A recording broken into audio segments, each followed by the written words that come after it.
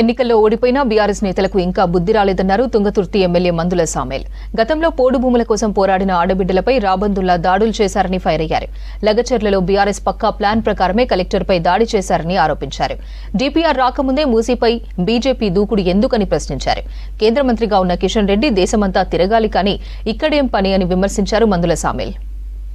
మీరు చేసిన అరాచకం, మీ వాళ్ళు భూములు ఆక్రమించుకోవడానికి పోడు భూముల మీద వేలాది సంవత్సరాలుగా, వందలాది సంవత్సరాలుగా పోడు భూముల పోరాటం చేసిన ఆడపిల్లలను ఇవాళ మీరు దుశ్శాసన పర్వం చూపించిన మీరు రాబందులు. ఇది రాజ్యం. ఇవాళ కలెక్టర్లను మీరు కలెక్టర్లు బానిసలు చేసినారు. ఒక ఐఏఎస్ వ్యవస్థను కూలి చేసినారు. కాళ్ళు ముక్త ఎమ్మెల్సీ పదవి ఇచ్చారు. అడ్మినిస్ట్రేషన్ ఆగం చేసినారు. బానిసలుగా చేసినారు వ్యవస్థను.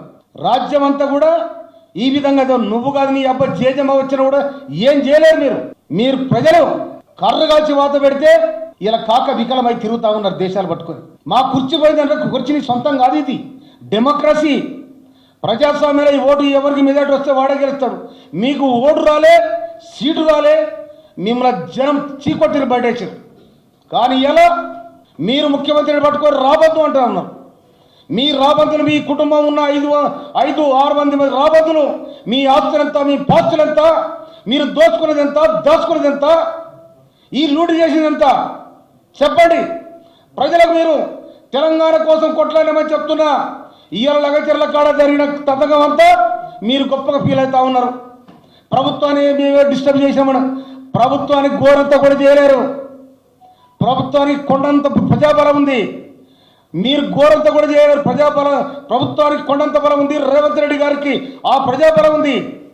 ప్రజలు ఎన్నుకున్న ప్రజాస్వామ్య వ్యవస్థ ఇది.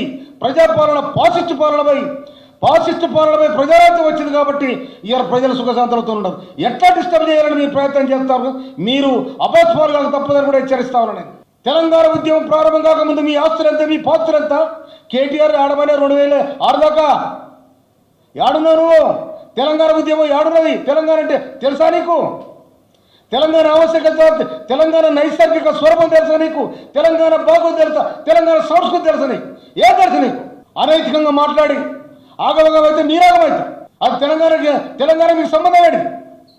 అరాచకం చేసింది మీరు. ఈ రాష్ట్రంలో, ఈ దేశంలో నక్సలైట్లు పుడతానికి కూడా కారణం మీరే. కర్ణాటకలో కదా జరిగింది. ఎవరు అరాచకం చేసింది మీరు? రాబందులైంది మీరు, రాక్షసులైంది మీరు. ఈ